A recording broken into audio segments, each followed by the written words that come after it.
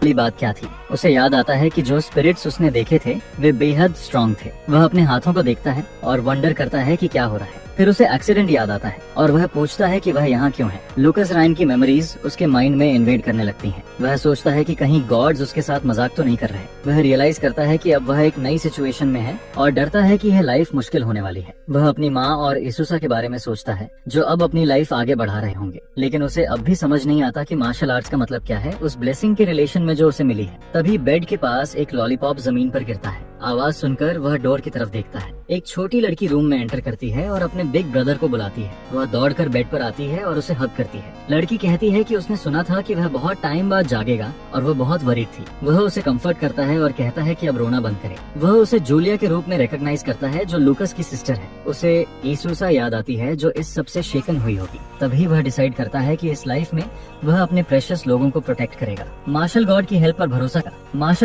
पर भरोसा करते हुए एक एंजेलिक स्टैचू ग्रैंड हॉल के सेंटर में ऑल्टर पर खड़ी रहती है। अचानक स्टैचू की आंखों से डार्क लिक्विड बहने लगता है। स्टोन फिगर उस डार्क सब्सटेंस को रोते हुए बाहर निकालती है और अपने स्टेन्ड हाथ आगे करती है। एक वुमन रिमार्क करती है कि उस डिटेस्टेबल आदमी की प्रेजेंस अब वैनिश हो चुकी है। वह वंडर करती है कि क्या वह मर गया है या बस इस वर्ल्ड को छोड़कर चला गया है। वह अपनी चेस्ट पर बने सिंबल को पकड़ती है और इस बात का दुख जताती है कि उसके पास बहुत कम पावर बची है। फिर वह डार्क सब्सटेंस के बीच खड़ी होती है। वह डिक्लेयर करती है कि उसके रास्ते से हट जाने के बाद यह वर्ल्ड जल्द ही उनका होने वाला है। 9 साल बाद रायन फैमिली एस्टेट में पीस बनी रहती है। लूकस नोटिस करता है कि वेदर साफ हो गया है और अस्यूम करता है कि जूलिया की ट्रेनिंग खत्म हो चुकी है। वह उससे मिलने जाने का डिसाइड करता है, लेकिन तभी एक मैसिव थॉर्न बुश उसका रास्ता ब्लॉक कर देता है। अचानक कांटे उसके चारों तरफ लिपट जाते हैं और उसे हवा में उठा लेते हैं, जिस पर लूकस सोचता है कि आखिर कौन है जो फिर से ऐसा प्रैंक कर रहा है। फिर वह मुड़कर देखता है और कल्प्रिट को जेरेमी के रूप में पहचान लेता है। जेरेमी रायन उसे ग्रीट करता है और उसे गॉड्स द्वारा छोड़ा गया बच्चा लूकस कहता है। उसके पीछे खड़ी मेड यह देखकर सरप्राइज होती है कि लूकस को अब तक बाहर क्यों नहीं निकाला गया है, जिस पर जेरेमी लूकस को याद दिलाता है कि यह बैकयार्ड फैमिली के मेजर्स के लिए रिजर्व्ड है। वह कहता है कि अगर लूकस को थोड़ा सफर करना पड़े